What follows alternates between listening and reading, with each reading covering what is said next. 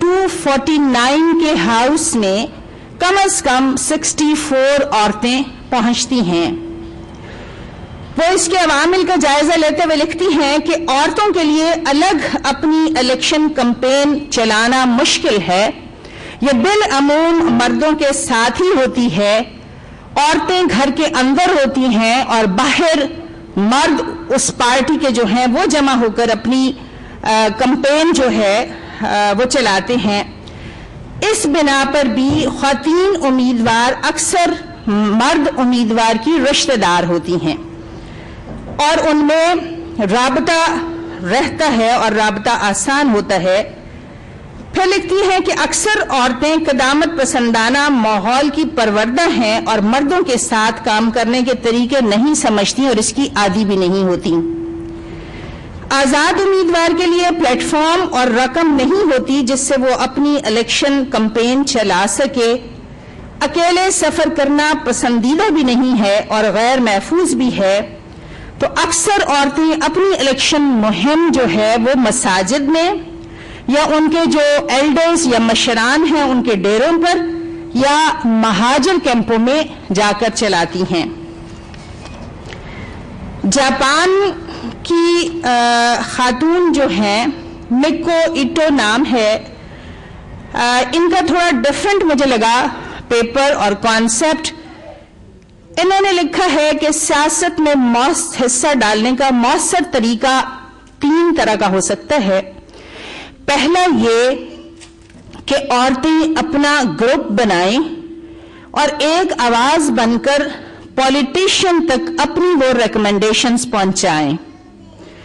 دوسرا وہ لکھتی ہیں کہ کوئی اہم واسطہ ہونا چاہیے جس کے ذریعے ان عورتوں کے فورم کی اجتماعی رائے قانون ساز اداروں تک پہنچ سکے۔ اور تیسرا یہ کہ رواں رابطہ مابین خواتین ایکٹیوسٹ اور قانون ساز ادارے اور اس ذریعے سے عورت کا مؤثر کردار سیاست میں ہو سکتا ہے۔ انڈیا کے لیے ونڈیو ورما کا یہ ایک آرٹیکل ہے جس میں وہ لکھتی ہیں کہ عورتوں کے لیے حقوق اور اختیار پر بحث کا آغاز 1930 میں ہو گیا تھا اور اب دستور عورتوں کو مساوی حقوق اور نسل اور مذہب اور صنف کی بنیاد پر فرق نہ کرنے کی بات کرتا ہے، مگر حقائق اس سے مختلف ہیں۔ اور اب ریزرو کوٹا سسٹم کے ذریعے سے لوکل گورنمنٹ میں 33% کی نمائندگی ان کو دی گئی ہے۔ امریکہ کی خاتون ہے ڈاکٹر گائیڈا ایلرکون، ان کا بھی ایک آرٹیکل اس کے اندر تھا کہ عورت کو بہتر مقام دلانے کے لیے وہ ہسٹری کو نریٹ کرتی ہیں کہ 1995 میں 4تھی انٹرنیشنل ویمن کانفرنس ہوئی۔ بیجنگ اعلامیہ اور Beijing plate form of action کے ذریعے 189 کنٹریز کا اتفاق رائے ہوا اس پر کہ عورتوں کے لیے بہتر اور مساوی مواقع پیدا کیے جانے چاہیے۔ ملائیشیا کی کلوڈا لکھتی ہیں کہ اقدار اور مذہب کے علاوہ اس بات کا بھی اثر ہوتا ہے کہ عورت کا تعلق کس طبقے سے ہے اور اس کی کیا حیثیت ہے۔ ملائیشیا میں الیکشن مہم کے دوران رنگ، نسل اور مذہب کا لحاظ رکھتے ہوئے مہم چلائی جاتی ہے، لیکن مسلمان عورتیں جو ہیں ان کو اپنی اخلاقی اقدار کا لحاظ رکھ کر مہم چلانی پڑتی ہے۔ میرا خیال ہے اس سے کوئی ایک ہلکی سی تصویر آپ کے ذہن میں بنی ہوگی کہ عالمی سطح پر خواتین کی شرح نمائندگی کیا ہے اور وہاں کی پوری صورتحال کیا ہے۔ اس کا اگلا حصہ کہ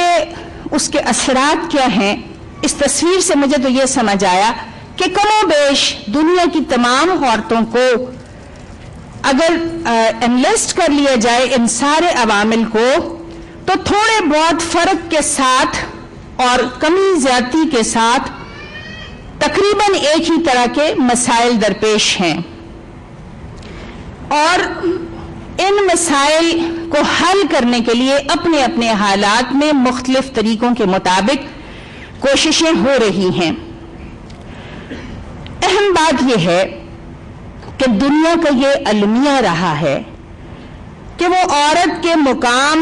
اس کے حقوق کے تعین میں ہمیشہ افراط و تفریط کا شکار رہی ہے۔ گھڑی کا پینڈولم جیسے کبھی ایک طرف جاتا ہے اور کبھی درمیان کا جو نقطہ ہوتا ہے اس سے اوور شوٹ کر کے دوسری انتہا تک چلا جاتا ہے، کچھ اسی طرح کی صورتحال ہے۔ اور المیہ یہ ہے، دوسرا المیہ یہ ہے کہ انسانوں کو پیدا کرنے والے مرد اور عورت دونوں کے خالق ان کی صلاحیتوں کو تخلیق کرنے والے، ان کی فطرت کی ضرورتوں سے آگاہ خالق نے جو تعلیمات یا جو دائرہ کار بنایا، دنیا تو اس سے بے بہرا ہے ہی، اس کو تو اس سے کنسرن نہیں ہے، لیکن مسلمان عورت نے بھی کبھی اپنی لا علمی اور جہالت کی بنا پر اور کبھی اس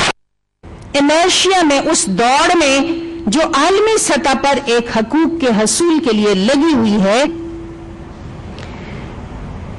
اس میں اس وقت کا جو پورا سینیریو بنا ہوا ہے اس میں گلوبل ولیج میں ڈیمانڈ یہ ہے کہ اسٹیٹ شوڈ بی سیکولر۔ اس کا مطلب کیا ہے؟ اس وقت ساری جو ویسٹ کے محققین اور ان کے دانشور کتابیں لکھ رہے ہیں اور جو پالیسی ڈکلیئر ہو رہی ہے، اور یہ بڑی اچھی بات ہے کہ وہ چھپاتے نہیں ہیں اور جھوٹ نہیں بولتے، وہ اپنی ساری چیزیں انفارمیشن پروپیگیشن ہوتی ہے اور ٹرانسپیرنسی ہوتی ہے اور آپ کی ایکسیس ہے انفارمیشن تک، کہ اسٹیٹ شوڈ بی سیکولر۔ اس کا مطلب یہ ہے کہ ریاست کے قانون میں مذہب کا کوئی دخل نہیں ہونا چاہیے، نجی زندگی میں تو رہے مگر ریاست جو ہے اس میں دین کا کوئی مقام نہیں ہونا چاہیے۔ اور اس چیز پر عمل درآمد کرانے کے لیے مختلف اشتراک ممالک سے فورمز بنے ہوئے ہیں، جیسے اقوام متحدہ ہم نے بنایا تھا دنیا کے ممالک کے مابین انصاف کے لیے، یا یو این کا ادارہ بنا، پھر اس میں ویمن رائٹس اور ہیومن رائٹس اور یہ کمیشنز بنے اور مختلف ممالک اس کے ممبر بنے۔ ان اجتماعی فورمز کے ذریعے سے یہ نیو ورلڈ آرڈر جو آپ کی گلوبل ورلڈ کے لیے تجویز کیا گیا ہے اس کو پروپیگیٹ بھی کیا جاتا ہے اور اس پر عمل درآمد بھی کرایا جاتا ہے۔ اور اس پر ایک اور فیکٹر یہ کہ عالمی مالیاتی اداروں کی امداد مشروط ہوتی ہے ان معاہدات پر عمل درآمد کے لیے، اور اس کی بڑی ریگولر رپورٹنگ ہوتی ہے۔ میں جب سینٹ میں تھی تب ایک رپورٹ پیش ہونی تھی بیجنگ +10 کی، اور اس عمل میں ہم شامل ہوئے، اور نیلوفر بختیار جو کہ اس وقت کی وزیر اعظم تھی، وہ بہت ساری چیزوں کو جیسے ہمیں لگا کہ تھوڑا سا ان بٹوین دا لائنز، وہ بھی اس مانیٹرنگ کا حصہ ہیں۔ میں یہ کہنا چاہتی ہوں کہ عام دنیا پر شاید اس کے اثرات بہتر ہوں گے، یا ان کو ان اثرات کی حدود اور قیود سے کوئی بحث نہیں ہوگی، یا ان کا اپنا کوئی کلچر نہیں ہے جو متاثر ہوتا ہو، جس کی ان کو فکر ہو۔ لیکن اسلامی دنیا، پاکستان اور مسلمان عورت کے لیے یہ بڑا اہم سوال ہے کہ یہ ترقی سیاست میں شمولیت رب کی دی ہوئی حدود سے محدود رہے۔ جیسا کہ ابھی آپ کے سامنے تفصیل سے بیان کیا گیا کہ اسلامی جمہوریہ پاکستان کا ایک دستور ہے، اور اس دستور میں بھی یہ موجود ہے کہ حاکمیت اعلیٰ اللہ تعالیٰ کی ہوگی، اور قانون جو ہے اور سنت کی روشنی میں بنے گا، اور اس میں عورت کے اس اضافی کردار کو بھی تسلیم کیا گیا ہے اور ایکسٹرا مراد دینے ذکر ہے اور گنجائش موجود ہے۔